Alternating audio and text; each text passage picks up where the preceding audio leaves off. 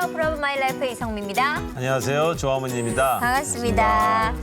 목사님, 저희가 좀 이제 시간이 지났잖아요. 예. 연예인들 이렇게 나와서 간증하는 거 들으면 방송을 하러 온 게 아니라 은혜를 받으러 온 것 같은. 그렇죠. 은혜를 예. 받고 또 은혜를 주기도 하시고 그런 아름다운 일들이 벌어지면서 이 브라보 마이 라이프를 통해서 제가 이렇게 피드백을 들으면은 많은 분들이 저분들 연예인 저렇게 탑스타인 분들도 저런 일들이 있구나. 저런 집안의 어려움을 통해서 저렇게 아름다운 그리스도인이 보석 같은 그리스도인이 되었구나. 그런 걸 통해서 많은 위로받는다고 하시더라고요. 그래서 도전도 받고 위로도 받고 그러시는 시간인데 저는 오늘 이분 나온다 그래서 사실은 기대를 되게 많이 하고 있어요. 그랬어요? 누군데요? 왜냐하면요. 저희끼리만 알고 얘기하지 말까요? 왜냐하면 삶에서 옛날에 그 귀엽고 예쁘고 앙증맞은 인형 같았다면 지금은 거기에 향기까지. 그리스도의 향기까지. 그래서 나이가 들면 들수록 저렇게 예뻐지는 사람도 있구나. 누굴까요? 궁금하시죠? 오늘은 안 가르쳐드리고 시작할 수도 있습니다. 그러겠습니다. 자, 그분이 누군지 화면으로 만나보시죠. 1989년 MBC 드라마 천사의 선택을 통해 데뷔한 탤런트 신혜라. 수많은 드라마에서 통통 튀는 매력으로 연기했던 그녀는 1995년 MBC 드라마 사랑을 그대 품 안에를 통해 만난 차인표 씨와 결혼. 공개 입양과 나눔, 컴패션 홍보대사 활동을 통해 존경받는 연예인으로 인정받고 있다. 탤런트 신혜라가 말하는 행복한 삶의 조건과 신앙 이야기.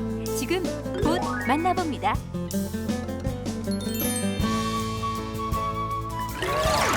아유, 반갑습니다. 오랜만이니까. 제가 왜 얼마만이니까냐 그러니까 언제 또 보셨어요? 신아 씨를 거의 기억이 안 날 정도 오래전에 봤어요. 어느 때 대충 기억을 더듬어 보세요. 제가 옛날에 그 하나님 만나기 전에 하도 정신이 없어가지고 기억을 못해요. 그래요?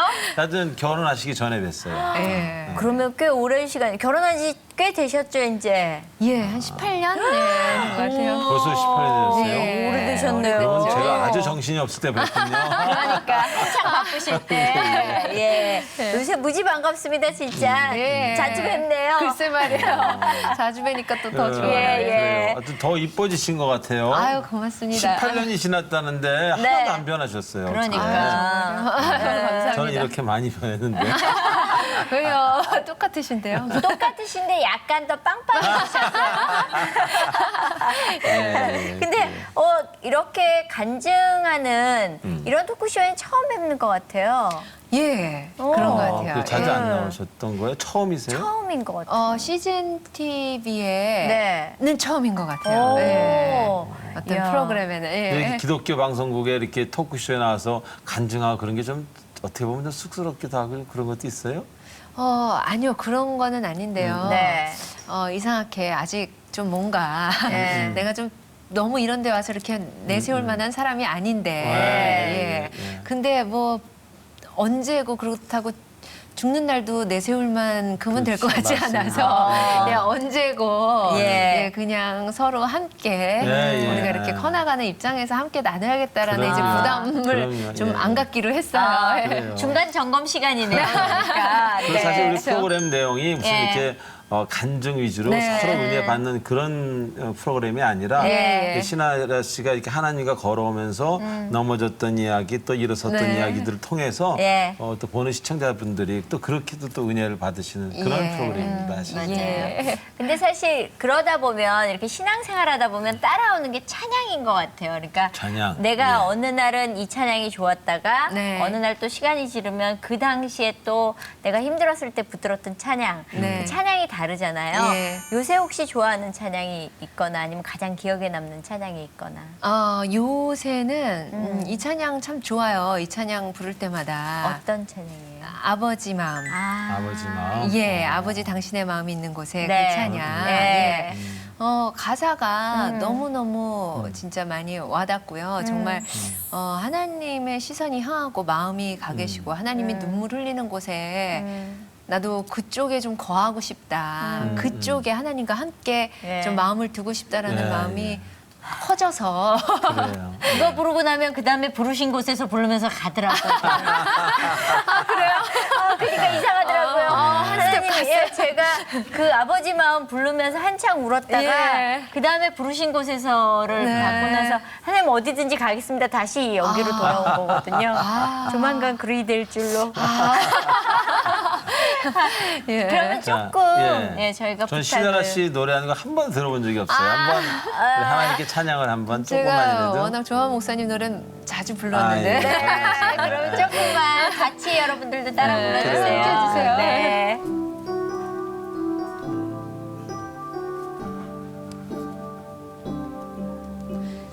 당신의 마음이 있는 곳에 나의 마음이 있기를 원해요. 아버지 당신의 눈물이 고인 곳에 나의 눈물이 고이길 원해요. 아버지 당신이 바라보는 영혼에게 나의 두 눈이 향하길 원해요. 아버지 당신이 울고 있는 어두운 땅에 나의 두 발이 향하길 원해요. 나의 마음이 아버지의 마음 알아. 내 모든 뜻 아버지의 뜻이 될 수 있기를 나의 온 몸이 아버지의 마음 알아. 내 모든 삶 당신의 삶 되기를. 아멘. 같이 안 하셨어요?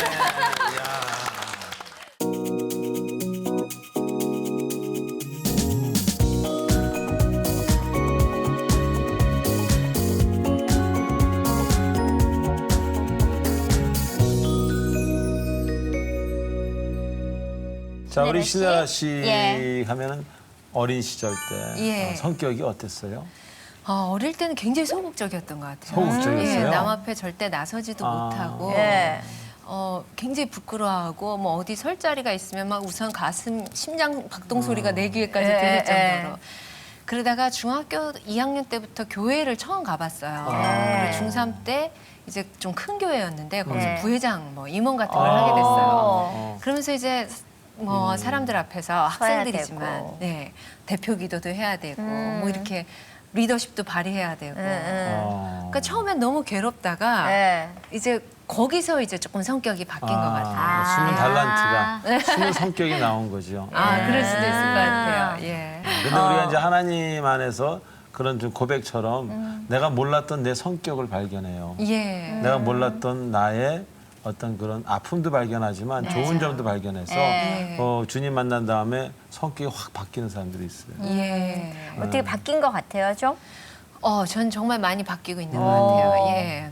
좀 안달복달 못하는 스타일, 막 그런 스타일 있죠. 그러니까 막 어떡하지 하고 막 다음 일 걱정하고 막, 그러니까 마음에 참 평안이 없고 늘 바삐 살고. 네, 그리고 무엇보다 항상 내 발이 먼저 앞서고 뭐든지 또 좀 내가 해야 좀 직성이 풀리고 안심이 되는. 잘하지도 못하면서 이렇게 성격만 완벽주의자 같은 그런 모습이 있었나 봐요. 근데 그런 게 진짜 하나님 앞에 나를 온전히 내려놓는데 너무 많이 걸림돌이 되더라고요. 그래서 하나님 찾기보다는 내 인맥, 그리고 막 내 잔머리, 그리고 막 내가 발 빠르게. 그러니까 하나님 해주실 자리가 하나도 없다는 거를 어느 순간 느끼면서 이제 정말 그러지 않으려고 노력하고 또 좀 어떡하지 하면서 막 뭐 내가 다음 일까지 막 계획하고 사실 계획이라는 게 없잖아요, 하나님 안에서는. 그렇죠. 예, 그냥 지금 이 순간 나한테 주신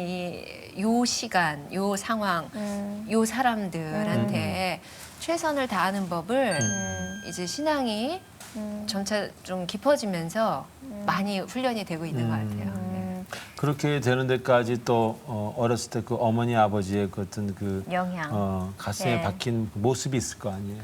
어머니 아버지는 어떤 분이셨어요? 저희 부모님은 하나님을 안 믿으셨었거든요. 네. 나중에 믿게 되셨는데, 그러니까 신앙적으로는 제가 선배라고 말씀을 부모님도 하시는데, 귀한 일 하셨네. 아니요, 제가 뭐 이렇게 전하지도 못한 것 같은데 어느 순간 정말 이렇게 돼서 너무 감사하고 엄마는 돌아가셨지만 엄마는 좀 이렇게 좀 공부하는 스타일이셨어요. 그래서 저는 좀 단순 무식하게 그냥 하나님이 좋고 믿기 시작하면 뭐 홍해가 갈라지건 뭐 동정녀한테 탄생을 한 건 전 그냥 다 믿거든요. 그렇다는데 근데 저희 엄마는 조금 좀 그걸 막 분석하고 왜 그러지 막 조사하고 책 읽어보시고 그러셨던 것 같아요. 근데 돌아가시기 전에 저한테 2가지 책을 좀 읽어보라고 막 말씀하셨는데 로이드 존스의 십자가랑 이제 목적이 이끄는 삶이라는 책이었어요. 근데 살아생전에 못 읽고 이제 돌아가시고 나서 제가 좀 한참 후에 목적이 이끄는 삶을 읽게 됐거든요. 그래서 그 책에 있던 그런 내용들, 그런 부분이 참 제가 어떤 하나님의 목적하심을 찾는 데는 굉장히 도움이 됐어요. 제가 알기로는 어머님이 방송 작가라고 들었는데 그 방송 작가분들은 굉장히 치밀하고 섬세하고 감성적인 그 면이 우리 신나라 씨 가슴 속에도 있을 텐데 그거와 이런 성격들이 어떻게 조화를 잘 이루어서 그래서 다시 이게 어떤 연예계 입문을 하게 되신 건지. 예, 엄마가 방송 작가기도 하시면서 뭐 국문학 뭐 강의도 하시고 학교 선생님도 하시고 사범대 국문과를 나오셨거든요. 그런데 그러시면서 학생들 가르치실 때는 이제 연극을 왜 그런 HR 같은 거 있잖아요. 연극을 하셨어요. 그래서 엄마 제자가 중경고등학교에 뭐 윤석하 선배님 돌아가셨지만 김영곤 씨 뭐 이런 분들이 많으셨어요.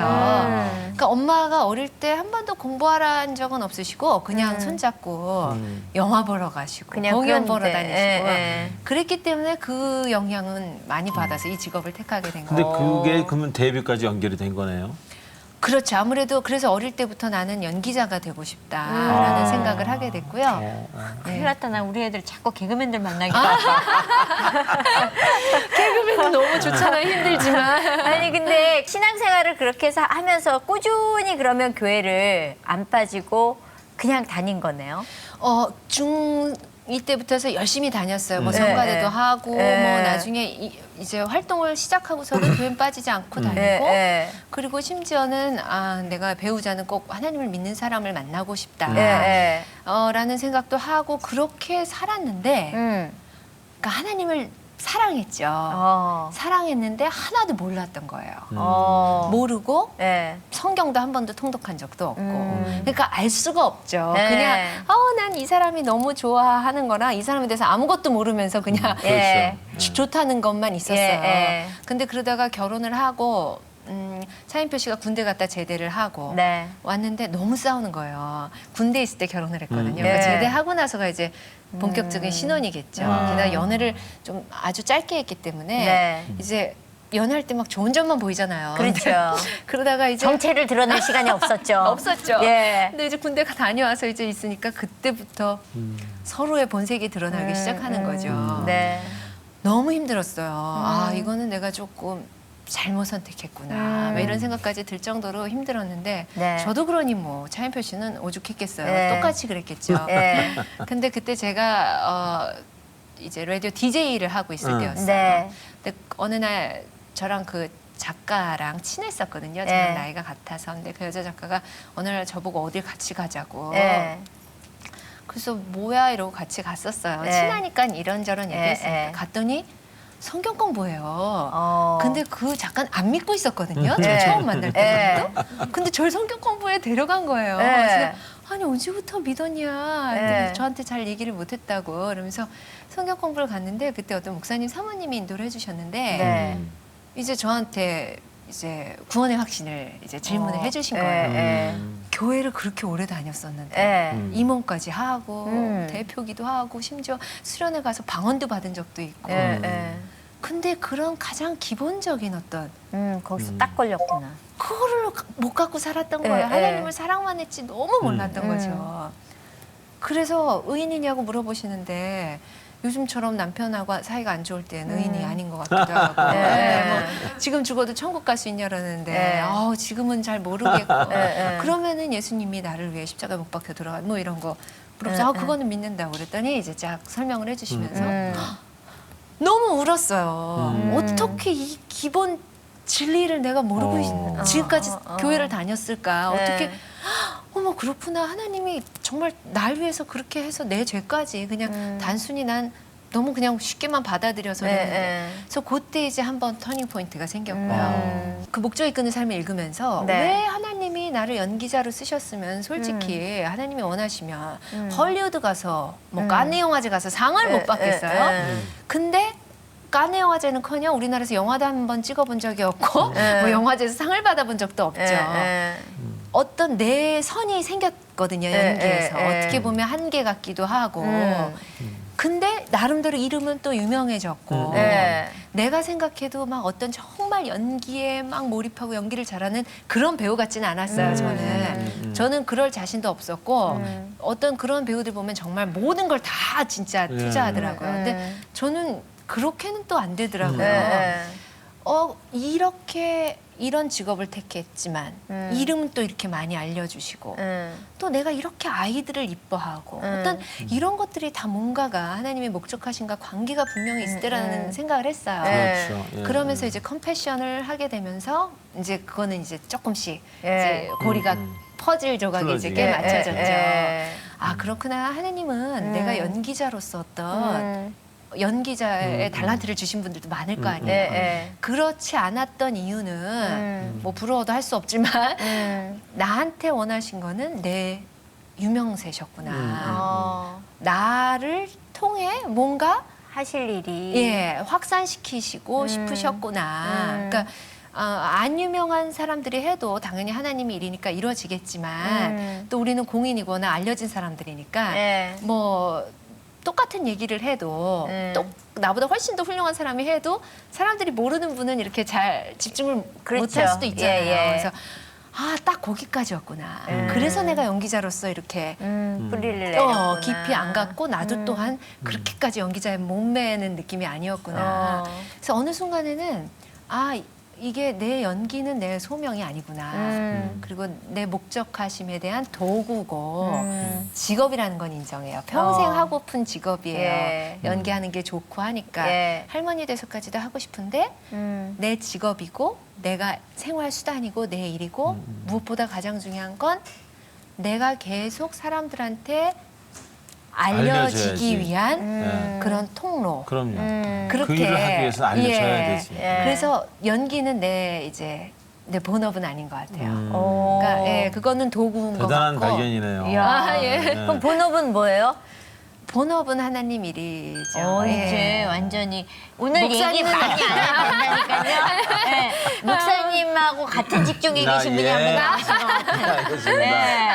같아요. 근데 사실 그렇게까지 가기까지는 정말 말씀 공부도 있었겠지만 내가 깨우침이라는 게 아프고 깨져야 되는 거잖아요. 그런 일들이 좀 있었어요?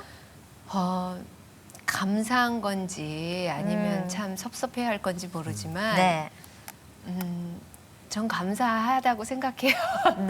제 그릇이 아직 그렇게 안 돼요. 정말 감당할 시험만 딱 주신 것 같아요. 그래서 정말 남들한테 그래서 간증을 안 다니는 이유도 그거거든요. 뭐 이렇게 확 불 같은 거라든지 뭐 뒤집어지거나 그런 게 없었어요. 전 그냥 골방에서 울어본 적도 없어요? 그러니까 기도하면서 큐티하면서 뭐 그런 거 울음이죠.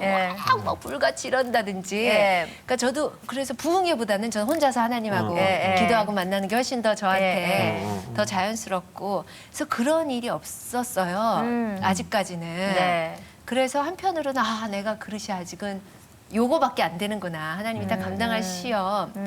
물론 그렇다고 아예 아무 어려움이 없지는 않죠. 끝없는 광야가 있죠. 저는 이제 후배들한테 남편이 우리의 광야다 이런 얘기도 농담처럼 막 얘기하는데 아무튼 뭐 자잘한 것들이 있지만 내가 충분히 뭐 막 기억에 두고 오래 있건 아니고 충분히 감당할 만한 그런 일들이었고 그래서 지금까지 지금 너무 감사하고 기도하죠. 하나님, 그러네요. 네, 제가 그릇이 요거밖에 안 되나 본데 좀 괜찮아요. 그냥 요 정도 그릇으로 있어도 그래. 아니 이건 그릇에 관계없이 네.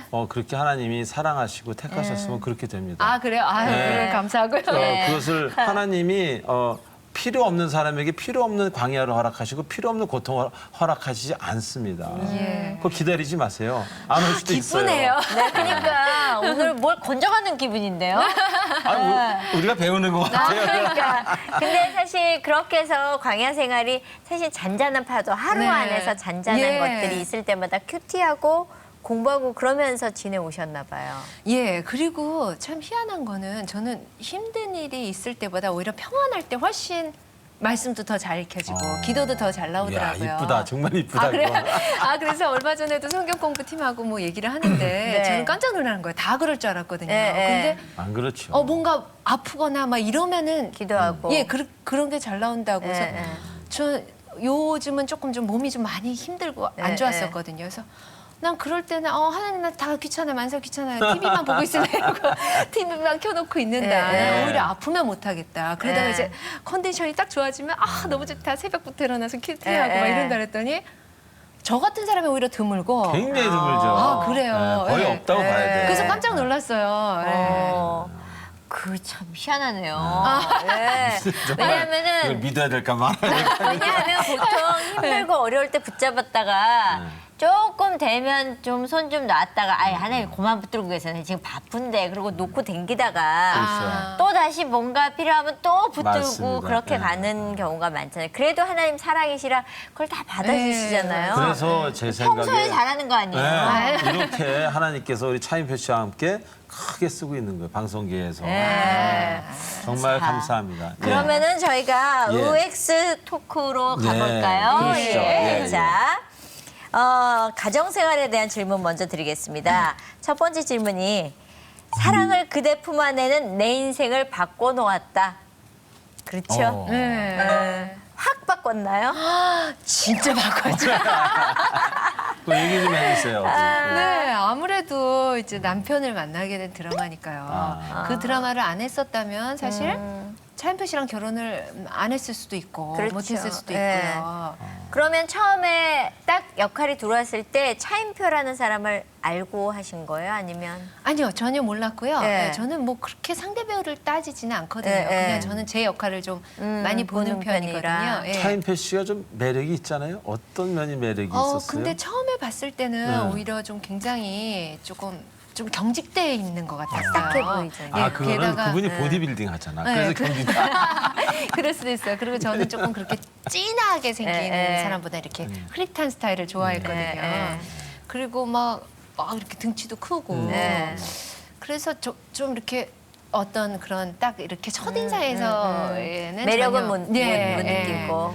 차인표 씨도 저한테 그랬대요. 차인표 씨는 그래서 또. 어떻게 근데 이렇게 같이 촬영을 하고 있다 보니까요. 신인인데 일단 대사를 그렇게 잘 외우는 신인을 처음 본 거예요. 신인들은 아무래도 조금 대사도 좀 못 외우고 버벅거리고 혼도 나고 이러는데 죄송합니다 그러고 예. 그래야 되는데. 일단 대사를 너무 잘 외우고 어느 날 막 긴 영어 대사를 현장에서 나눠줬거든요. 막 길게 막 회의하는 장면인데 그거를 원신 원카트로 카메라 막 이렇게 무빙하는데 그걸 다 외워서 하더라고요. 그러니까 굉장히 똑똑해 보였어요. 제가 똑똑한 똑똑 말 제가 똑똑한 사람을 좋아해서 되게 저 사람이 똑똑한가 보다 싶었고 그 다음에는 다들 각자 신앙은 갖고 있지만 사실 뭐 다 같이 밥 먹고 이런 자리에서 막 기도를 한다든지 이런 남자 배우들은 특히 많이 못 봤어요. 그렇죠. 예, 힘들죠. 근데, 네. 차인표 씨는 제일 막내급인데 항상 밥 먹을 때 딱 이렇게 기도를 하는 거예요? 기도를 하는 거예요. 잠깐 피곤해서 자는 건 아니고. 그거 아니고 기도하더라고요. 그래서 우와.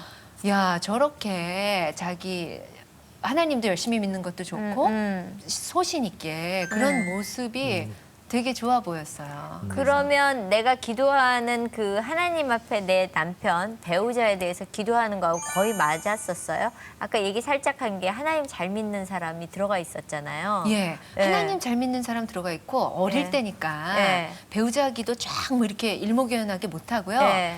말도 안 되는 요구들 있잖아요. 예. 그러니까 그것도 기도도 아니고 그냥 친구들끼리 얘기할 때 예. 친구들하고 얘기할 때 야 나는 우리 아빠가 좀 무뚝뚝하셨었거든요.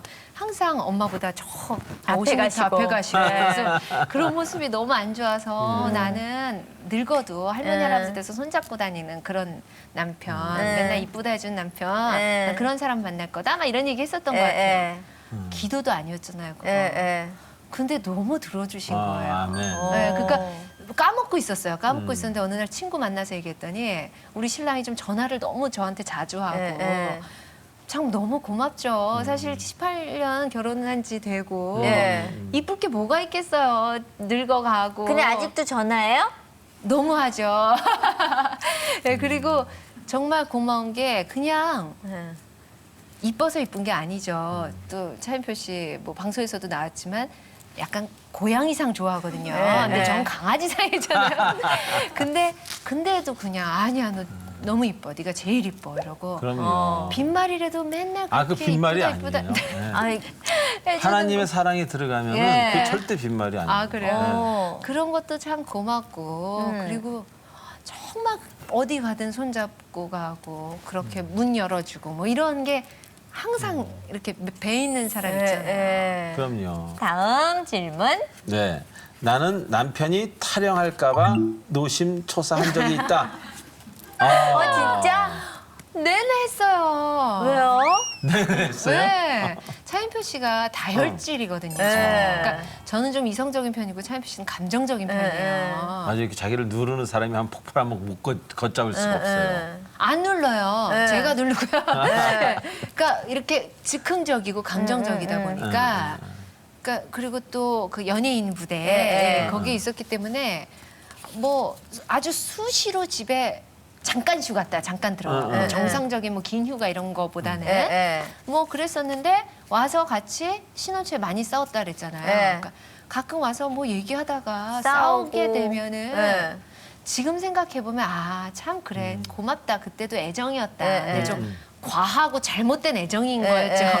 근데 막 그때는 한창 막 진짜 막 그럴 때였으니까 그러면은 막 이제 안 들어갈까봐 걱정스러운 거예요. 열받아가지고 딴 데로 갈까봐. 그리고 싸우다 보면 막 진짜 어떻게 될지도 모르잖아요. 그래서 항상 그때 저조버릇하던 게 지금까지 온 게 아닐까. 차인표 씨가 보면 말도 안 되는 소리라고 하겠네요. 지 시간이라고 가지고 지 얘기만 할까봐 지금. 자, 그러면 이거 많이 궁금해하실 것 같아요. 나는 결혼 전부터 공개 입양을 생각했었다. 예. 입양 그걸 그래요? 생각했었고. 이거 쉽지 않았는데 정말. 그러니까 애를 워낙 좋아해서 그런 것 같아요. 그러니까 오빠랑 저랑 둘이 커서 어릴 때부터 전 자매 있는 언니나 여동생 있는 애들이 친구들이 너무 부러웠거든요. 그럴 때 막 애들이 많으면 너무 부러웠어요. 그래서 저는 기본 5은 낳아야겠다. 더 많은 좋고 다는 내가 못 낳겠지 힘들어서. 그러니까 낳다가 입양도 해야지. 아주 그냥 정말 단순한 쉽게. 생각. 지금 모두 몇이에요? 3명이에요. 3 명? 5 안 됐어요. 세 그 명도 본인이 낳은 힘들더라고요. 애까지? 큰 애만 제가 낳고 둘째, 둘이 셋째 입양하셨고. 입양하고. 와. 그러니까 아기가 그럼 지금 몇 살 됐죠? 8살, 6살이요. 어때요? 그러니까 왜 사람들이 선입견이라는 게 있고 편견이라는 게 있잖아요. 그런 부분을 딱 부딪히면 사실 입양한 입장에서 가슴이 더 아플 것 같거든요. 그렇죠.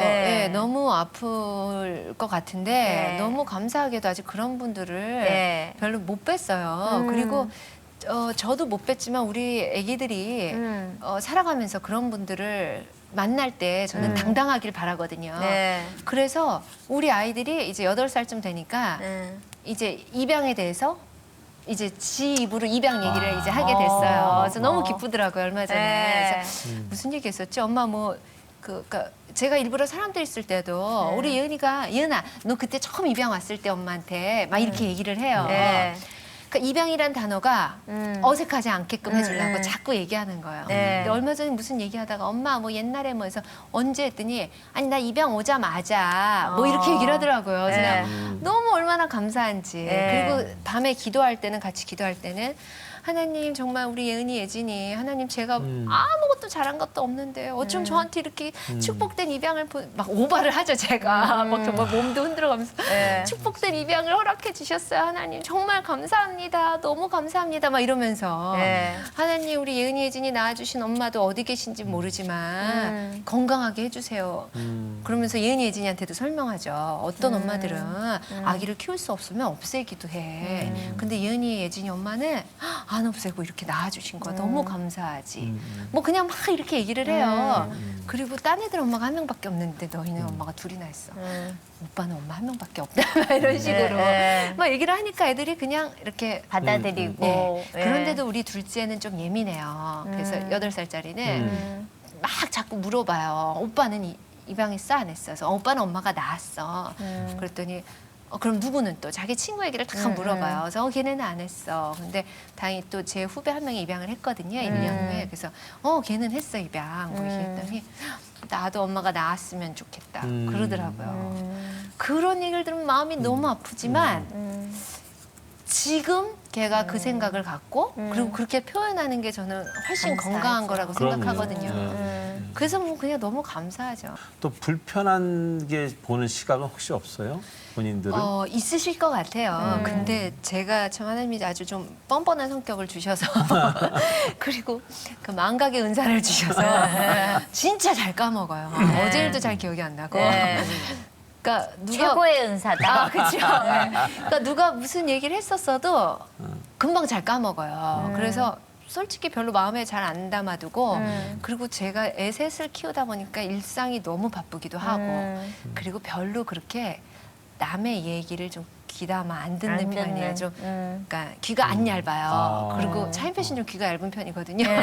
전 고집도 좀 세거든요. 그래서 저는 뭐 인터넷 댓글이라든지 이런 거를 아예 볼 시간도 없고 진짜 시간이 없어요. 일단. 그렇죠. 애들 새 키우려면. 그리고 시간이 있어도 별로 보지 않고 좀 그러면서도 예민해서 보고 상처받을 것 같으면 그냥 딱 접어버리고 이제 안 봐요. 대신 이제 자꾸 기도하죠. 그러니까 사람들 얘기보다는 사람들한테는 오해받고 억울한 적이 있다 하더라도 하나님 앞에서만 떳떳하면 오케이.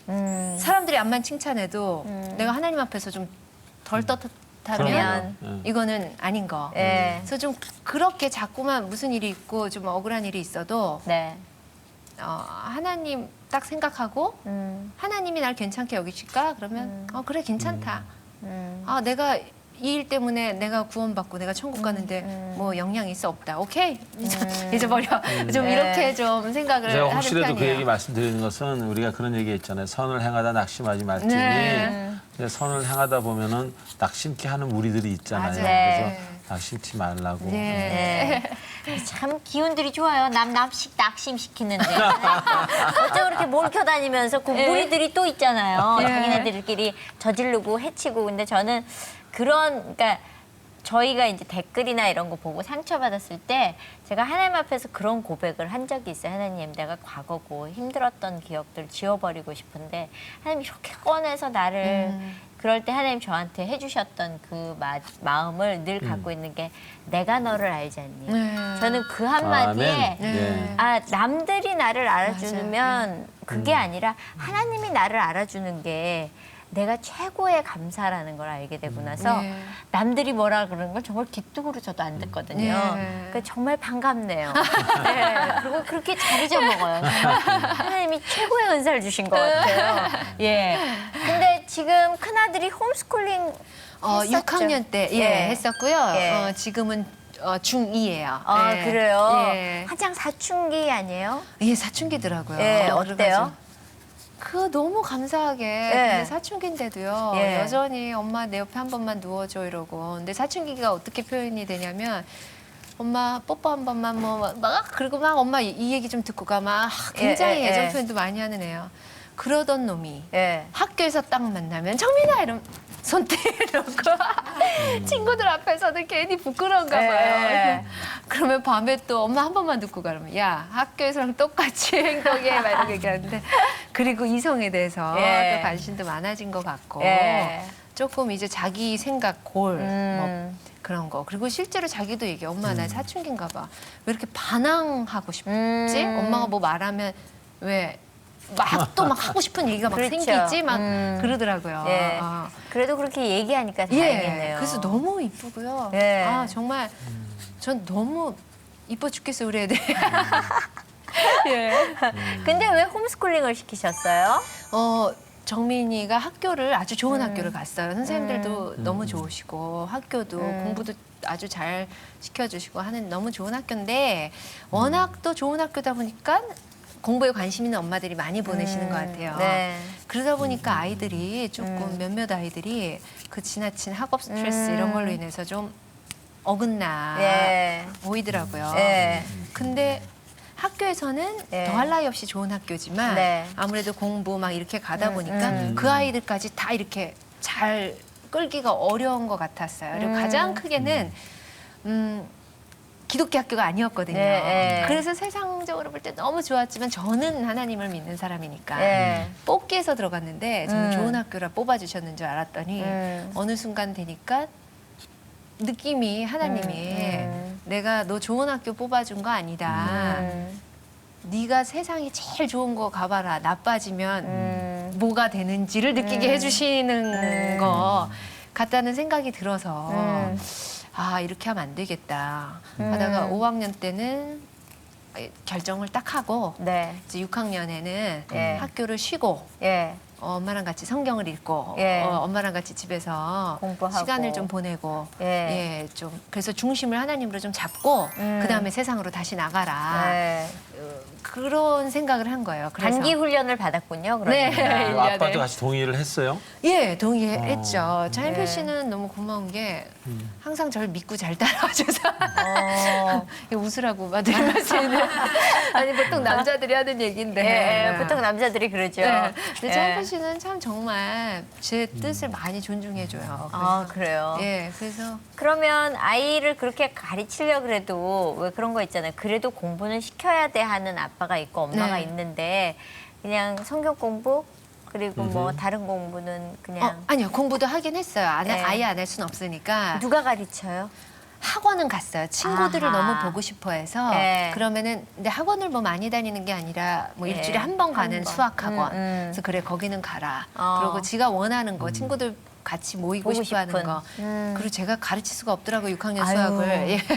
그래서 그거는 보내고 성경은 엄마랑 같이 저도 읽고 걔도 읽고 그렇게. 아이가 확실히 달라지던가요? 어때요? 너무 달라졌어요. 아, 그리고 그래요? 차인표 씨도 처음에는 야 그래도 초등학교 졸업장은 있어야지 그러기도 하고 조금 우려의 목소리도 있었는데 나중에는 야 우리가 너무 선택 잘했다. 이 시간이 없을 뻔했던 거 아니야? 얘가 계속 학교 그렇죠. 다니면 막 그런 얘기 너무 많이 하고요. 그러면 둘째, 셋째도 같은 방법을? 아니요. 아니요? 둘째, 셋째는 아예 하나님을 가르치는 학교로 그래서 둘째는 아예 입학을 그쪽으로. 시켰고요. 너무 쉬운 일이 아니더라고요. 1년 동안 애랑 같이 그렇게 오전 시간을 아예 없이 그렇게 보내고 그다음에 둘째, 셋째 유치원에서 오면 그다음부터 유치원 갔다 온 애들과 또 하루 종일 애들과 함께 뒹굴려니까 보통 일은 아니더라고요. 그 컴패션을 하면서 사실 아이들을 도와주러 가셨다가 또 느끼는 게 너무 많다고 그랬잖아요. 그 얘기를 좀 듣고 싶어요. 제가 컴패션 이제 처음 제의 받았을 때 엄마가 돌아가셨지만 이상하게 그때 돈도 지금보다도 더 많았을 수도 있고 뭐 가족도 생겼고 남편도 있고 아들도 있었고 인기도 있고 뭐 내가 생각했던 행복의 조건 다 가진 거예요. 안 행복한 거예요. 우리 신랑도 똑같았던 것 같아요. 허하고 근데 전 하나님도 믿고 있잖아요. 근데도 이상하게 좀 행복하지를 않았던 것 같아요. 그러니까 뭔가가 하나님을 믿으면서 2%가 부족한. 하나님을 믿으면서도 항상 기뻐야 되는데 기쁜 거보다는 하나님 이러고 뭐 자꾸 그리고 그런 터에 이제 컴패션 때문에 필리핀으로 처음 비전 트립을 갔거든요. 거기 가서 뭐 이것저것 알아보고 하는데 어떤 소녀가 있었어요. 걔는 컴패션에서 이미 양육을 몇 년째 받아오네요. 그래서 네. 영어도 할 줄 알고. 걔네 집에 우연히 갔는데 필리핀 마닐라시였어요. 근데 그 도시입니다. 지금 막 건물 옆으로 조그만 데 갔는데 거기 들어가다 보니까 정말 따닥따닥 이 집 요거보다 훨씬 작은 한 평짜리 집들 다닥다닥 있는데 맞아요. 골목도 어둑어둑해질 때 가서 전깃줄로 전구 하나씩 달려 있더라고요. 그리고 막 바닥은 잘 안 보이니까 막 개똥, 애기들 똥, 막 오물 다 뒤엎여 있고 거기를 걔는 막 웃으면서 막 우리를 안내해주는 거예요. 근데 막 동네 애들이 나타나서 외국인들이 왔으니까 뭐 사탕이라도 하나 얻으려고 약간 애들이 위협적이 되는 거예요. 조그만 애들인데도 우리도 좀 약간 두려울 정도로. 그랬더니 걔가 막 걔네들한테 설명을 하고 막 웃으면서 걔는 도대체 뭘까? 어디서 사는데 이럴까? 여기 그래도 좀 얘네 집은 좀 나은가? 갔더니 정말 지금까지 봤던 그 똑같은 집.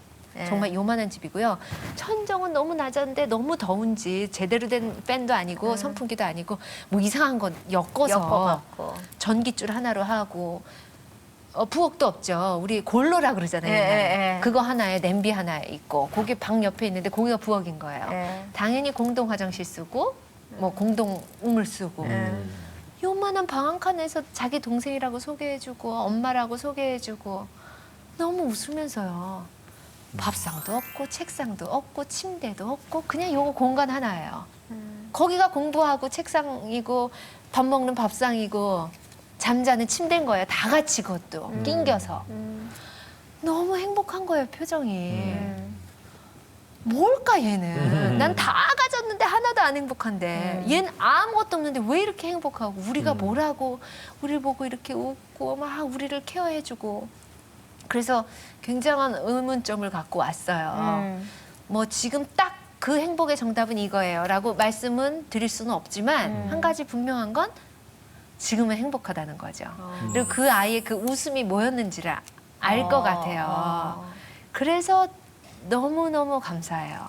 그래서 이제 컴패션을 통해서 뭐 다른 좋은 NGO 단체들도 많겠죠. 그러니까 어디서든 간에 제가 생각한 건 느낀 건 내가 누구를 도와주려고 그야말로 컴패션, 긍휼의 마음을 품고 걔 손을 잡았는데 잡았더니 난 걔를 도와준다고 생각했는데 알고 봤더니 걔가 날 도와주는 거고 걔를 통해서 내가 잡은 그 손을 통해서 하나님이 나를 얼마나 내가 이 보잘것없는 애를 불쌍히 여겼는데 내가 생각하는 이 보잘것없는 것보다 훨씬 더 보잘것없는 나를 하나님이 이렇게 긍휼의 마음으로 보게 하시는 보시는구나 나를 늘.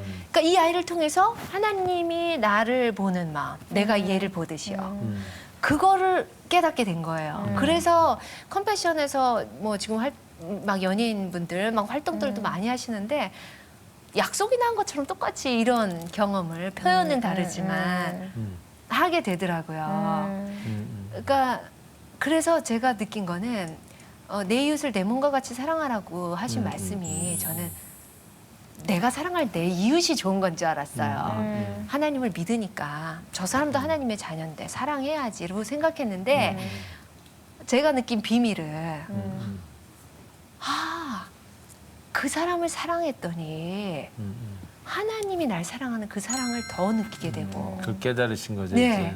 더불어 내가 내 자신을 사랑할 수 있는 이유도 생기고 그럼요. 얘조차고 하나님이 그 말씀을 명령했는 줄 알았더니 알고 봤더니 나를 위해서 하신 말씀이었던 거예요. 그럼요. 그게. 또 걔를 위한 하나님과 일대일을. 그래서 그걸 깨닫고 정말 그 말씀이 하나님 내가 돕는 그 당사자 대상을 위한 말씀이 아니라 결국은 나를 사랑하셔서 나를 행복하게 하기 위한 말씀이셨군요라는 걸 깨닫게 돼서 너무 좋더라고요. 내 눈물 이제 기쁨이 되어 이 넓은 세상을 더욱 찬란하게 비춰볼게요. 나 받은 사랑으로 그대 사랑으로